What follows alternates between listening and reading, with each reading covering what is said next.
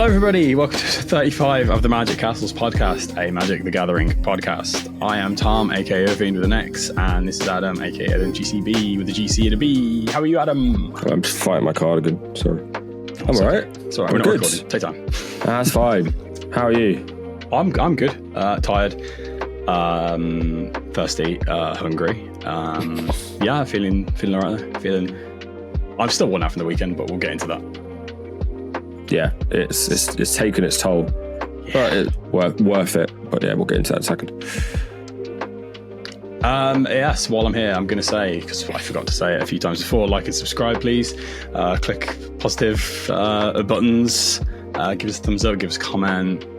Tell us something about something that is related to this episode. I don't want to spoil it. I don't know why I'm not spoiling it. We're going to talk about Edge of Eternities. So, I've just knocked it off. Super glue off. A what? It's okay. It's okay. I think it's open as well. Anyway, yeah, tell us about Edge of Eternities. Tell us what you like about it. Yes, let's get on with it, shall we? You are struggle bussing over there, mate. Housekeeping, everyone's favourite. Gameplay episode 5 won't be out before this episode goes live, but it'll be out soon. This is why I'm so worn out. Yeah.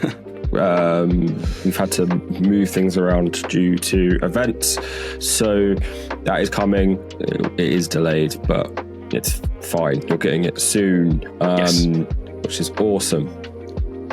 That's kind of it for housekeeping. It's just sorry we haven't done anything in like 2 weeks. Oh, and there should be more ramble stuff coming.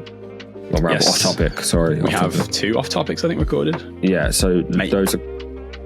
So maybe one of those goes in the bin and we focus on the other one, but yeah, you're probably getting one. Will never see the light of day. You're probably getting one, in my opinion, so we can move on. And it will be, I'd say, it'll be the start of a new series that is I'm very excited about.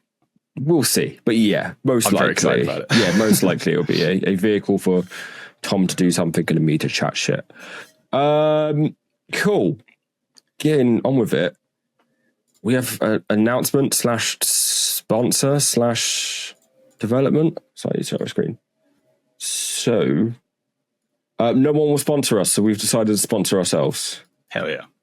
Hell yeah. So, sorry. Cool. You may have remembered us saying big things coming a few times. Yeah, threatening aura. We have launched. This is live now, by the way. I haven't told you.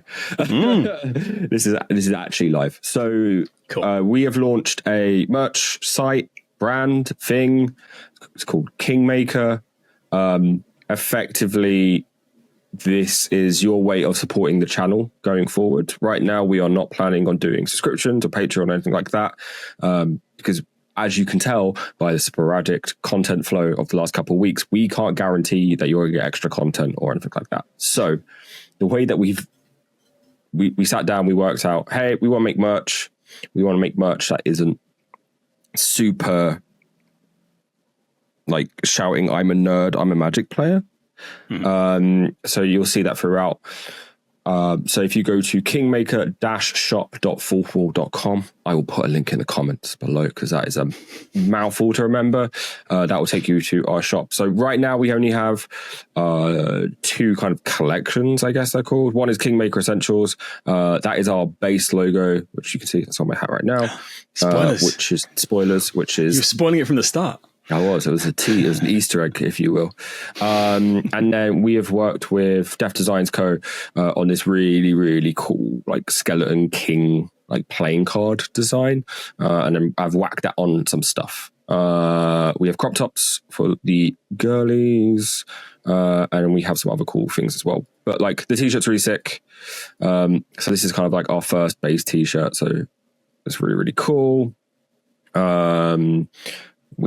We've gone through samples hell on those, but it's all good. Same with the hats. Went through samples hell. There's really cool like little king skull on the back as well. And then if you're into hunting deer, I guess, or hardcore, we have a trucker version with an orange KINGMAKER logo as well, which is really, really fun. We're just making stuff that we would wear, I think. Basically, yeah. Like, I think when we went to MagicCon in Amsterdam, apart from like the key art shirt, everything was a bit miserable, wasn't it? It was like some of the stuff there, which was like, don't want to yuck anyone's yum. Wear what you want. I don't care. It's none of my business. I wouldn't wear half of it, if more than half of it. Like 90% of the stuff was there, and that to me said, there's a bit of a gap there, which is if they're not going to make it, we should probably make it. So yeah, there's a bunch of stuff on the kind of Kingmaker Essentials line. We're calling it for now. And then we looks really tall. Is it just me? It's a bit tall. It's like one of those it's so you can like do crimes at night. And then if you're not so metalcore, I guess, inclined, we also have like a Magic Castles collection, which is more themed around podcast on the channel. So we do want to separate them, like they're not the same thing. Kingmaker is its own thing, but that's also, it makes sense to have the Magic Castles merch there as well. So there's this really, really cool Magic Castles logo dad hat that my wife has stolen. I was going to ask about the sample actually, but it's really, really good. But I mean, yeah, my wife, Stacey's like, I'll wear that. And now it's in a pile of all her dad hats. We also have like this sick tie-dye tee with the logo embroidered on it as well. My favorite, though, is Legally Distinct Bort Sampson, America's favorite troublemaker, with his iconic catchphrase, "Don't have a counterspell, man." I would, if you like these, buy them now before I receive a letter. I didn't know you put those up. That's so They're good. up. As well as our Scuffed Beer logo, which is, again, our legally distinct, iconic beer brand, which you can also use to cover up your other beers, which I think is really funny. I love these reference images so much because they're so bad. They're great. By the beach. Love it. By the beach. Just take your Scuffed Beer by the beach. So yeah, So kingmaker-shop.44.com. We will add stuff to this kind of like sporadically. We will announce it on social when we do. We are soft launching this here because we've not made any social images or anything yet. So you guys are the first to know. Tell your friends, I guess. But yeah, we will be adding more. The plan is to have like seasonal drops and like theme drops going forward. But I need to work out a lot of stuff around that. But right now, this is your way of directly supporting the channel, everything that we do. Should say, if we work with artists, they also get a kickback of everything that we sell. So you're supporting artists as well as the channel. All good. That's it. That's I would like to make a playmat of that Scuffed Beer at some point, so that may be the next playmat. Yeah, like things will drop in, and then when they do, if it's like a kind of one-off design or whatever, we'll just announce it on social. But yeah, keep your eyes to the store page and then our socials for any other merch announctements. Cool. Am I very dark? I feel like I'm very dark. You're quite dark, but you're always quite dark, so it's fine. Yeah. Edge of Eternities is not out yet. It's out next week. It'll be out the day after this pre-release. Yeah. So might as well give context right first, and then we can talk about the vibes. Yeah. Okay, cool. So on the Saturday gone, as of this episode going live, me and Tom, don't like that. Me and Tom were graciously invited by yours truly and Wizards to a special Edge of Eternities kind of creator pre-release event in London, which is a whole other thing. God, let's not get into that. We won't get into that bit. That's totally worth it. Totally worth it. Long old trek. That was our first time kind of opening up these cards and playing with them. So I just want to say thank you to yours truly and Wizards for enabling that and letting it happen. It was super cool. What were your vibes going? More not personal vibes. What were your vibes around the set going into the event and then kind of coming out of it? I, going in, was expecting it to not really hit mechanically as much as other sets have for me in the past. I thought the art and everything around it, the setting. I love the setting. I thought everything about it looked great, but none of the cards really sparked in my brain beforehand. Like, I only had a brief look at them, really. Normally going to these like pre-release stuff, I'll, check what all the colors do, all the pairs. I didn't do any of that. Nothing really grabbed me until obviously we started building decks. But how about you? We should probably say it, for those who've never attended the pre-release before, it was sealed. So we got 6 packs and had to build a deck of 40 cards from what we cracked open.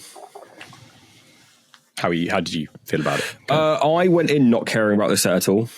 I was kind of like, this is just going to be this is going to be like a Bloom Burrow for me. Where maybe there's some standout stuff that I pick up, but not really super interested in it as a whole. I just don't do well with like cosmic space stuff, or like I do when it's on like a smaller scale. So perfect example, like Guardians of the Galaxy, I care about, right? Because it's like smaller personal stories set in space. Where if you're like, here's this like alien race fighting this alien race, typically like Kree Skull stuff in Marvel terms, I just don't care about. It's too big and all encompassing for me to care. And then that was the vibe I was getting from this, which was like, each kind of color pair ish, I guess, or like, colors are set to a race, and then it kind of goes out from there. So from a lore and like branding, I guess, or just story point of view, I wasn't like super like hooked on it. Playing with the cards, event invite bias aside, things started to like click a lot more, and I decided to see like, okay, this is interesting and this is really cool. And I came out a lot more positive on the set overall than I was going in. I think Warp is really fun in Limited. Yeah. I know we're a Commander podcast normally, but our only experience with these cards right now is a sealed tournament. But I found Warp to be really, really fun. Yeah. I felt like it was kind of interesting because it was very much like, it's this weird like meld of like plot and evoke. So for those who haven't looked at the cards or don't know, Warp is you pay an alternative casting cost. It comes in, it is exiled at the end of, or the beginning of your end step, and then you can cast it from exile for its normal cost afterwards. So it's kind of got this like weird evoke adventure plot kind of vibe. The thing I do like about it is the initial it coming in cheap feels like that surprise of like, that's scary, but then it's signposted, right? It's in exile, and then know exactly, they've got this mana, it's going to come in. So my MVP of my deck was I've forgotten the dragon's name. Is it Nova something? I'm so bad. I should be way more prepared. Yeah, I was going to say there's a couple of dragons. Nova Burst dragon, maybe something like that. It's the red one. I was going to say the warp cost is often, I think there's one card where it's the same. It's often much less than the normal cost. So and a lot of these cards, like you said with Evoke, they'll have a ETB or a combat damage trigger. So you can warp it out, get the combat damage trigger, then it goes away, and then it comes back later. So you're getting like the value of the card for a turn. Yeah. Or like a quick way of getting ETB out, and then like using more like a spell than an instant sorcery than a. They're also sick in like limited environments, right? Where like any ability to use a card more than once, like that card is now a 2-for-1, basically. So being able to use the spell side and then the creature side afterwards is pretty sick. Nova Hellkite was the card that I basically every time I played it, I won. So it's a 4/5 dragon for 3 red, has flying and haste. When its creature enters, it deals 1 damage to target creature an opponent controls, and has warp 2 and a red. So it'd come in, ping something, swing in. In limited, that 1 damage actually proved to be quite useful. It made blocks really awkward for people. I guess there are situations where you could use it to ping something after the fact, but like You're getting four in the air. And like you said, a lot of these creatures don't have haste with warp, so the ability to warp it in haste smack is pretty good.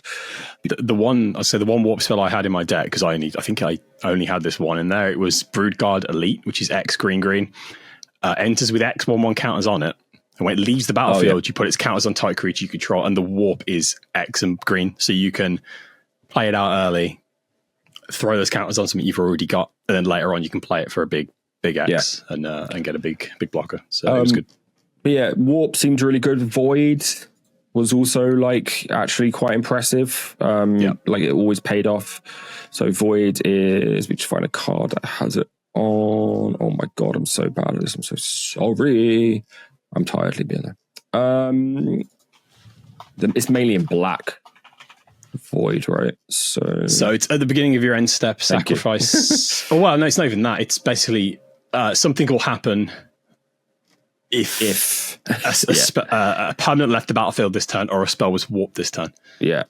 So basically encourages you to warp stuff. Yeah. So that was, or just like stuff leaves, right? Yeah. So it's dies. Yeah, so it's similar to the mechanic from Aether Drift. That basically reads the same. If a thing left the battlefield, you get upside. So that proved to be really, really good in limited. The removal in this set at common and uncommon is bananas. It's all over the place. It doesn't feel like a set that is devoid of, interaction. I think that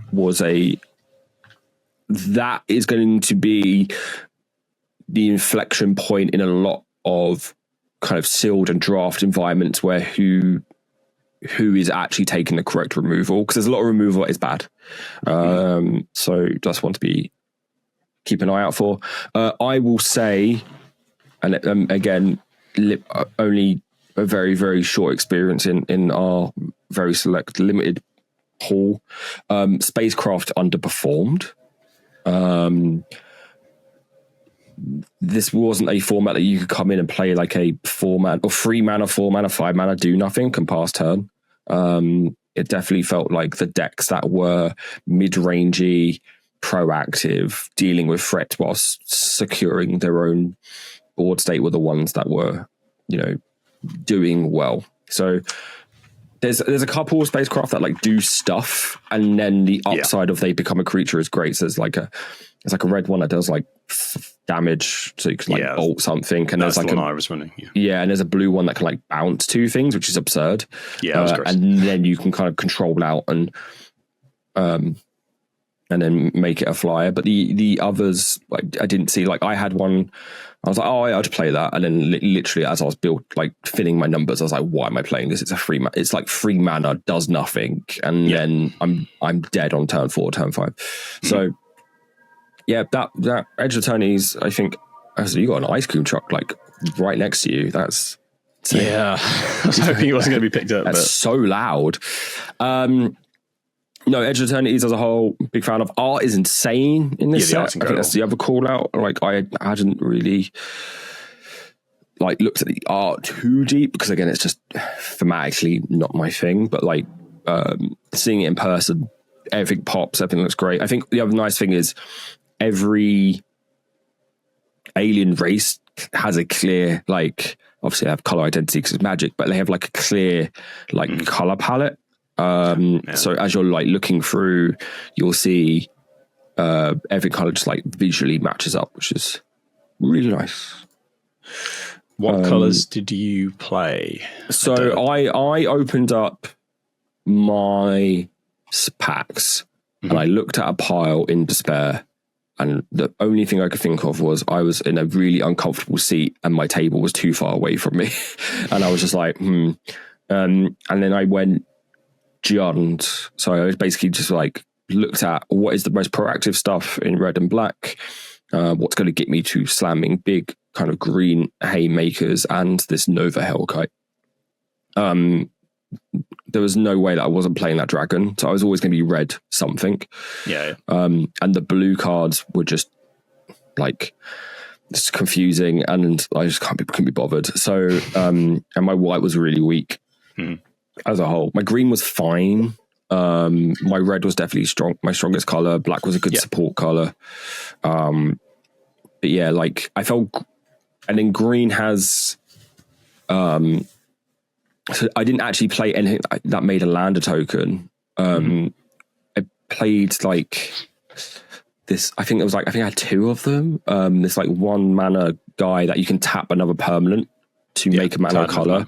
And there's so many artifacts in the set that like come in, do nothing, and then you sack them to get some benefit. So prime example, I had one that was like 1 in a red. When it ETBs, you discard 1, draw 2, and then you can sack it for free to get a robot. You get a robot, 2/2. Yeah, but like I just left it around to make mana. And then eventually when I had stuff out that cared about void, then I would sack it to get the void payoff. That's the other kind of watch out in this. The 2/2 robots, a lot of them enter in tapped. And it's so much worse than you think it is. Like if it legit, like amount of times I was like, this guy would be great if he could just chump block, and die. Would be fantastic. So it is. I think like it's an interesting set because I think it's actually quite a complicated limited environment, but it's pushed. It's an incredibly pushed set. What did you end up playing? So my biggest stacks were red and green, and I also had both of the Gruul like signpost cards, so I was 100% in on there. So I basically did a landfall deck. I had a lot of landers, so I did use a lot of them. The one card that really overperformed for me was Biotech Specialist. It's the Gruul rare. So it's a 1/3. When it enters, you create a lander. So lander tokens are artifacts. They've got 2 taps. Sack this token, search your library for a basic land card, put it on the battlefield, tap, then shuffle. And the Biotech Specialist has, whenever you sacrifice an artifact, it deals 2 damage to target opponent. Nice. Yeah, okay. I was really skeptical about landers because I was like, how is this going to work in like a limited? Feel like cheering for landers feels more of a commander thing to me, but it worked so well. I would just hold mana for removal if I needed it. Yeah, it is slow. Yeah. So that's why I don't think I had anything for lander token. I might have had one thing, but I can't, like, just because I fill out my curve. The thing is, that was basically turning them into 2 mana shocks for me, which is great. Every game I had. Yeah, any target. Oh, okay. Is any target player? Okay. Oh. But yeah, I basically any game I had him out, I won. It was just incredible. I also had the other Gruul guy, which is like the first time a land enters does 1 damage. Second time, you draw a card, which was great. But yeah, my deck was Tunnock. Yeah, my deck was just removal, and I had that little green mite, the tap one. I also had the Debris Field Crusher, which is the 4 and a red spacecraft. When it enters, it deals 3 damage, and its station is 8+. It gets flying, and it gets 1 and a red. It gets +2/+0 end of turn. So that was a really good bolt that I could remove stuff with, but also late game I could pump it and just smash in for a ridiculous amount of damage, which won me a couple of games as well. But yeah, it was interesting. I never really got absolutely demolished. All my games were quite close, which was quite nice. Yeah, I guess the landers kind of kept me in like giving me stuff to do. And yeah, really fun. Really fun. Absolutely loved it. Nice. Yeah. Thank you again to yours truly and Wizards for putting on the event and inviting us. Yeah. I haven't really got too much else to say. Is there anything like from Eternities that you're desperate for, haven't opened yet? Or I didn't get the lobster, which upset me. I got the munitions, but I've got a bunch coming anyway. So yeah, there were a few really good cards I did open. That one that when a creature you control does combat damage to a player, you draw that many cards, and it's got like warp for 4, I think. It's quite expensive. It's like a 7/7 flyer. Oh, I don't actually think it's a flyer. It's a 7/7. The Riddler. Starwinder. The Riddler. The Riddler missed that one. I've got the Riddler. Quantum Riddler. It's not that one. This is the one where it ETBs you draw a card. I know which one you're on about. That is sick though on that. Yeah. Yeah, I really like that. I think that's because it's the amount of damage dealt is the amount of cards you draw. Yeah. So turning 4 mana into like you're hitting with a big commander or something, you're getting 7 cards, something crazy like that. It's good. Yeah, I mean, there's some really good stuff in there. Quite light on legendary as well, which is nice. So it's not like overloading us. Keep doing it. Yeah, honestly, I think this is how you make legendaries special again, and you make people gravitate towards commanders again, is you reduce. It's going to be hard. It's always going to be hard if Universes Beyond, right? Like Spider-Man is going to be an absolute buttload. It has to be. But I think like with sets like this, it also kind of like shows how, and I think for Edge of Eternities it's quite nice because it kind of shows how like small the legendaries as a influence are on like a wild like, you know, race of like that sprawls, and it's just like, well, here's this one person, what can they do? So I think the reduction of, I mean, it's still quite a lot, but the reduction of legendaries in this set, like, it's not like, was it like Dominaria was like 50 or something ridiculous back in, and that's like, you know, an older set. This set's cool. I'm looking for some stuff for Windgrace because green and green's a landfall color, and there's a bunch of stuff in the precons. Yes, for Windgrace. I got the precon. I traded. Did I trade with you? Yep, I think I did. Yeah, because I originally got the landfall one, the land one, and you got the Chaos one. So yeah. That's really fun as well. I've had a look through that. It's interesting.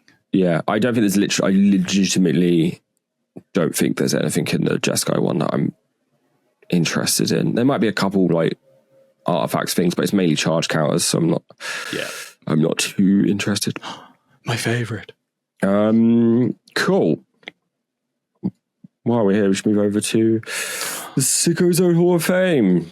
I need to open up your thing. I also need to open up the Sicko Zone. The Sicko Zone. Damn. We do that. Oh my god, I'm so bad today. Oh, while I'm filling time, we had some secret layers arrive. Or I did. Did you? Or did you get any of the Final Fantasy set? I don't think you did you? No. Yeah, so I had the two Final Fantasy secret layers that I managed to snag, and the other ones, the targeted ones of me, which are beautiful. And the charity one arrived yesterday. The can't remember the name of it. I've got the envelope here. It's very cool. The Nostra Magia. Yeah, I got that one. It's gorgeous. Cool. It's absolutely incredible. Some really nice cards in that. Really nice art as well. I'm trying not to dox myself. I'm sorry. Welcome to the Magic Castle Sicko Zone Hall of Fame. Your home for the weirdest, wettest, strangest cards in Magic. Magic the Gathering. Jesus Christ. Magic the Gathering. Magic the Gathering history. Tom has submitted Quorum Trench Gnomes. Hell yeah. So, do you want me to read it, or do you want to take it away? I'll do it. That's fine. You've got to read it as printed for the true Sicko Zone. Yeah, that's true. Quorum Trench Gnomes is 3 and a red for a 1/1 summon gnomes. It has tap, target planes reduces 1 instead of 1 white until end of the game. So that's 1 generic mana instead of white mana until end of the game. Use counters. Use counters. I just love use counters. And that's been errated to if target planes is tapped for mana, it produces colorless mana instead of white mana. This effect lasts indefinitely. Still doesn't really, it doesn't say how. This guy's weird. Yeah, he's in gnome as well. That's true. There's not many gnomes, are there? Although did they bring gnomes back for Eldraine? Was that dwarfs? Not sure. Time. Let's have a look. It's 38. Oh, they were back in LCI. The robots and gnomes, I guess. Yeah.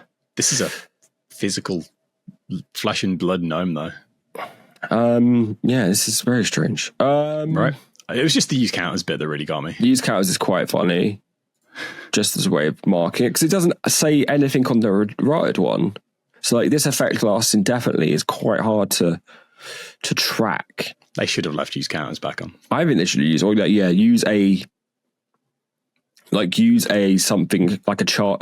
You have to make a new counter that has no use to anything else. A burrow counter. Yeah, like use a cave-in counter or something. It's low.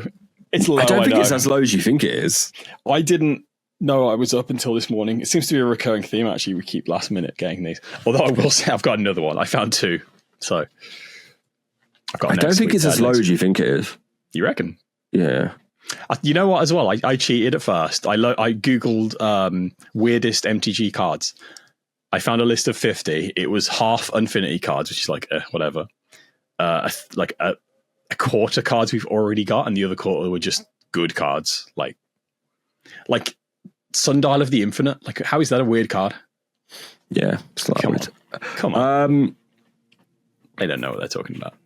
They've clearly never seen the Sicko Zone Hall of Fame. I'm feeling like here. Wow. Okay. I'll take that for maybe below. We need to move this around again. Yeah, we need another. I don't understand how Anger Baby is above Shahara's. I don't know how this happened.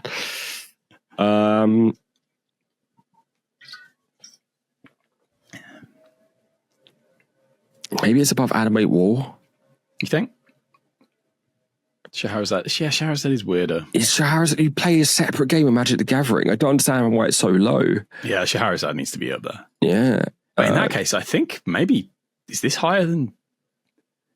I think this is weirder than Anger. I think this is weirder than the Meeboy. Oh, that's what I was thinking. Like a little freak, though. Maybe I'm not... Maybe we need to move Shahrazad around and then that sets the benchmark, because I would have said okay, I think we need to make a public announcement about the moving of Shahrazad, like a public statement. I think I think some of them do need to be moved up and down. I think it's probably above. It's definitely above Anger Baby. Boyd's a little freak. I mean, this guy's not. Oh, that's Piss Sink. Sorry. That's Piss Sink. What's Icathian Moneymaker? Oh, that guy's fucking weird, though. Oh, yeah. Yeah. He is a weird guy. This guy. 3-1. Yeah, this guy's fucking weird. He's not well. Yeah, so... I will say, that gnome, fantastic art. Really good. Like, so full of flavour. Meeboy is just something becomes a thing, right? Yeah, Meeboy's got those weird eyes, though. True. I think this was for the art. Yeah. I try to think if it's above or below. Use counters is really funny. I think it's above. I think it's above. Yeah, I'll take that. Quorum Trench. Bring back the Quorum Trench gnomes. Give us the legendary Quorum gnome. What's this legend? It's always fucking legends, man. Legends is a banger. I was looking in Weatherlight first, but there's nothing else bad in Weatherlight. Weatherlight's just gas now. Cool. Quorum Trench Gnomes is our new number 20. I am slouching like a bitch. Nice. Quorum Trench Gnomes is our new number 20 in the Magic Castle's Sicko Zone Hall of Fame. Yeah. Good times. I think we need to do another moving around. Wait, who did Cackling Witch? What is Cackling Witch? It was me. It was last episode. Oh no, I'm like erasing history. Oh no, I did Cackling Witch. Yeah, we need a rejig. Oh, hang on, you've got to put me on Trench Gnomes as well. Yeah. Nice. Yeah, I think we do need to have a rejig. Yeah, we will sort that out. Sick. Hell yeah. Sicko Zone Hall of Fame. Did you know only 35% of you are subscribed to the Magic Castle's YouTube channel? Please like and subscribe. It really, really helps us out. When gameplay drops, we really need you to like and subscribe and comment. Yes, it helps boost everything we do. And then those that are watching the gameplay going forward, please like and subscribe as well. Tom, where can people find you? You can find me at overfiend.com, exofiend.com. Blue Sky. Exofiend MTG on Instagram. I'm going through my decks at the moment and just like posting photos of them, my favorite cards. So yeah, go follow me there. Nice. You can follow the channel at Magic Castles WTF on Blue Sky. Social links are in the description below. Shop links are in the description below as well. Please let us know if you buy anything, and then take a picture of it, tag us, and then please do. We will drop you love. I don't know. I fucking know. It's late in the day. I'm tired. I want to see the hats at MagicCon next. I want to see the hats. See everyone wearing the hats. Yeah. And I can't stress enough how much you need to buy the Bort Simpson designs before Michael Mouse finds out. So please, Bort Sampson, he's our mascot for now. America's favorite troublemaker, Bort Sampson. Cool. This has been Magic Castles episode 35. We will catch you next time.